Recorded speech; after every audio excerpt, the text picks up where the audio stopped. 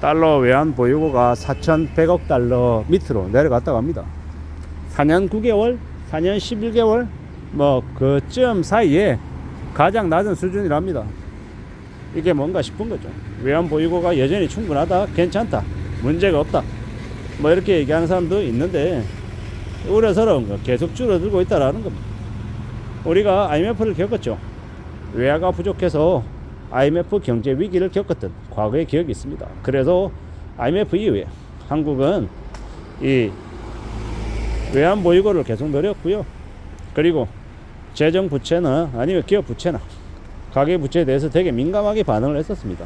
그래서 한때 한국은 이 재정이 되게 튼튼한 부채 관리가 잘 되는 나라였습니다. 근데 지금은요, 부채가 너무 심각하죠. 부채가 7천조라는 말이 있습니다. 그리고요, 이 가계 부채는 이 전세금을 합치면 GDP 대비 뭐 150%다, 160%다, 뭐 이런 얘기를 합니다. 이 가계 부채만 3천조가 넘는다라고 얘기하니까요, 충분히 그럴 수 있겠다라는 거죠. 결국은 이런 이제 엄청난 부담들이 우리에게 이제 고스란히 되돌아온다라는 걸 피할 수 없는 사실인 것 같습니다. 결국은 꽤 이제 혼란스러운 일들이 이제 벌어질 거다라는 겁니다. 어떻게 살아가야 될지, 어떻게 지내야 될지에 대한 걱정들, 고민들이 안 될 수 없는 대목입니다.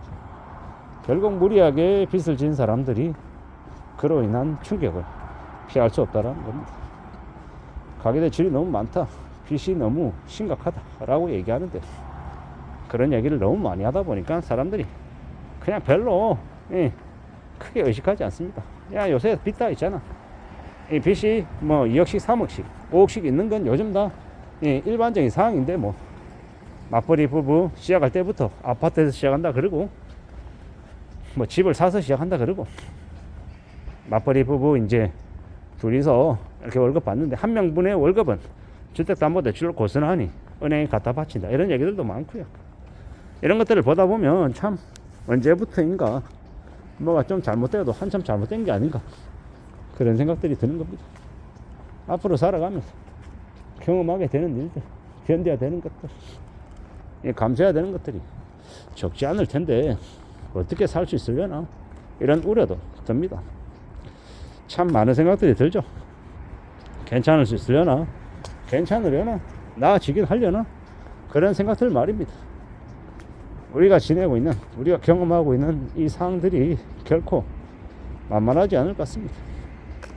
참 두렵고 염려스럽고 고민스러운 것들이죠. 좀 더 강해져야 되는데, 좀 더 단단해져야 되는데 과연 그럴 수 있을까 라는 걱정도 생깁니다. 결국 누가 뭐라 해도 지금의 이 어려운 현실들은 그냥 쉽게 넘어가지진 않을 것 같습니다. 마음 단단히 먹고 좀 더 독한 마음으로 지내야 할 것 같다라는 겁니다. 외환 보유고가 자꾸 녹아내리고 있다. 결국은 한국이라고 하는 나라가 국가시형 등급 하락이 될 수도 있다는 말도 있고요.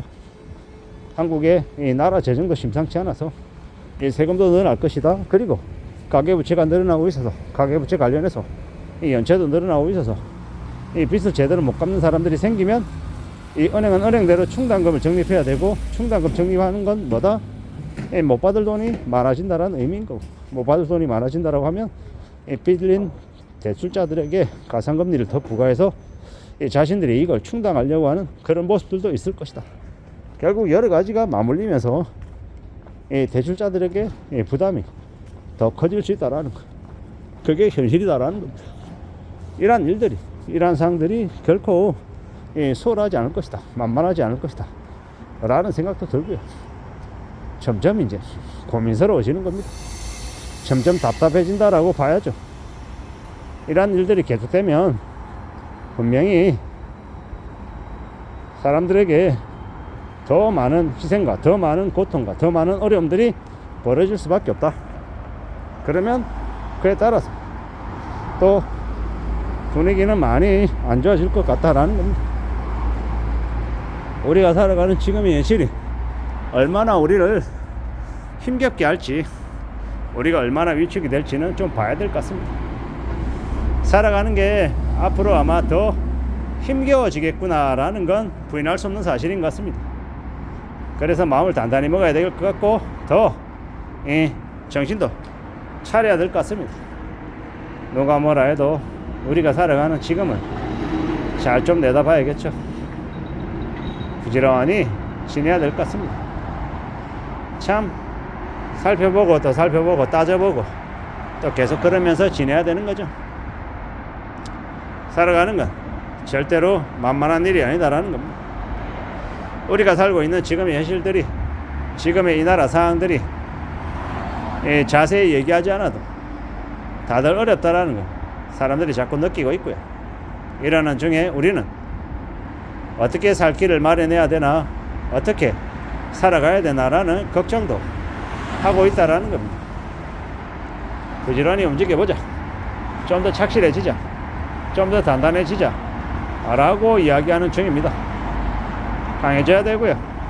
단단해져야 하고 마음을 좀 더 굳게 먹어야 할 것 같습니다.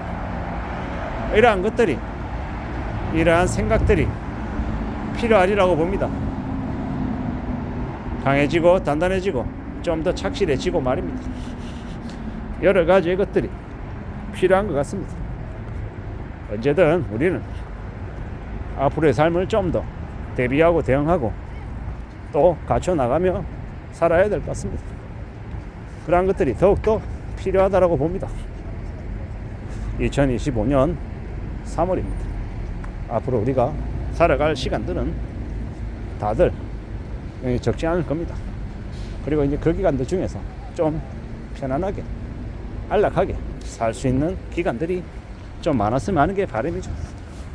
우리가 어떻게 지낼 수 있을지, 어떻게 마을 먹고 살아가게 될지, 이러한 모든 것들이 우리의 경제적인 부분들과 전부 다 직결되기 때문에 좀 더 우리에게 이 안정적인 삶이 확보가 되려면요, 나라는 나라대로, 기업은 기업대로, 가게는 가게대로, 개인은 개인대로 모두 다